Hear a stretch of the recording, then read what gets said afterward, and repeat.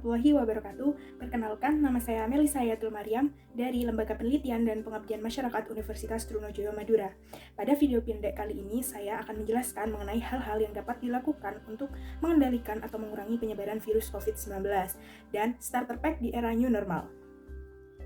Jadi sebenarnya, apa sih virus itu dan bagaimana virus dapat memperbanyak dirinya?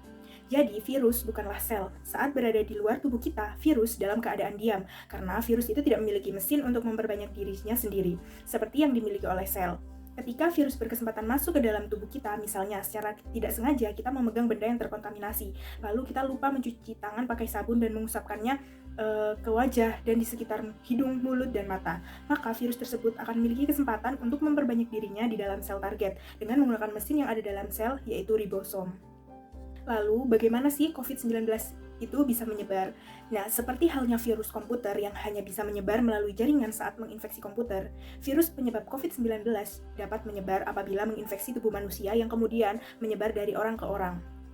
Jadi, ada 3 hal yang dapat kita lakukan untuk menghadapi virus yang bermutasi. Yang pertama adalah tetap disiplin menerapkan protokol kesehatan 3M.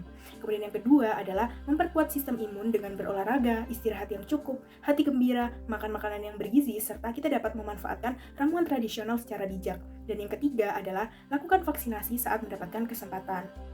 Untuk mengendalikan penyebaran virus COVID-19, kita harus selalu melakukan protokol kesehatan 3M, yaitu memakai masker, menjaga jarak, dan menghindari kerumunan, serta mencuci tangan menggunakan sabun. Protokol kesehatan ini terbukti paling ampuh untuk mengurangi penyebaran virus COVID-19. Langkah pengendalian COVID-19 yang pertama adalah memakai masker. Jadi, mengapa sih kita harus memakai masker? Karena dengan memakai masker, kita dapat melindungi diri sendiri dan orang lain dari kemungkinan terkena virus. Masker mencegah masuknya percikan air liur dan dahak dari orang lain saat batuk, bersin, berbicara, bernyanyi, dan lainnya. Di sini disajikan beberapa contoh cara pemakaian masker. Jadi, cara pemakaian masker yang benar adalah pemakaian masker yang menutupi hidung dan mulut. Gambar kedua adalah contoh pemakaian masker yang salah karena tidak menutupi hidung dan hanya menutupi mulut saja. Sedangkan gambar yang ketiga juga merupakan contoh pemakaian masker yang salah karena tidak menutupi hidung dan mulut.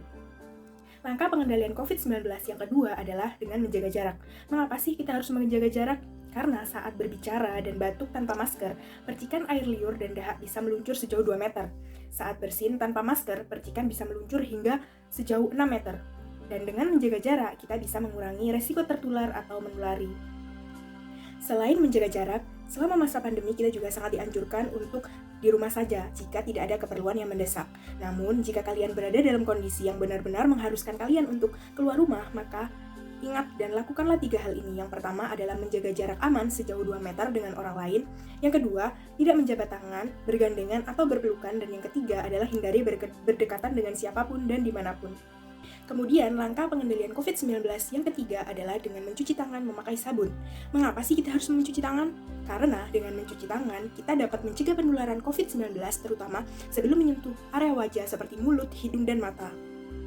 Berdasarkan penelitian, dengan mencuci tangan selama 20 detik, bakteri, kuman, dan virus berbahaya yang menempel di tangan dapat mati. Mencuci tangan dengan sabun juga dapat mengurangi resiko penularan hingga 35%. Lalu, kapan dan seberapa sering kita harus mencuci tangan? Mencuci tangan harus dilakukan sesering mungkin terutama setelah berkegiatan sehari-hari.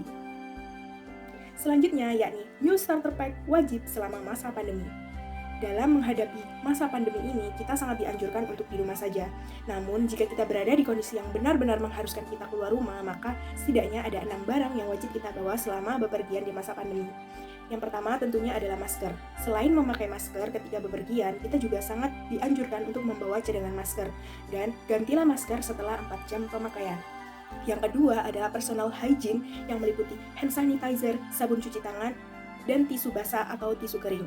Bawa sesuai kebutuhan dan ukuran yang praktis. Yang ketiga adalah peralatan makan pribadi. Selain lebih higienis, kita juga dapat mengatur sendiri gizi yang ada dalam makanan yang akan kita konsumsi sebagai bekal.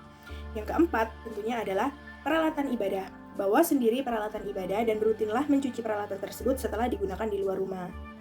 Jadi itulah 6 barang yang wajib kita bawa selama bepergian di masa pandemi.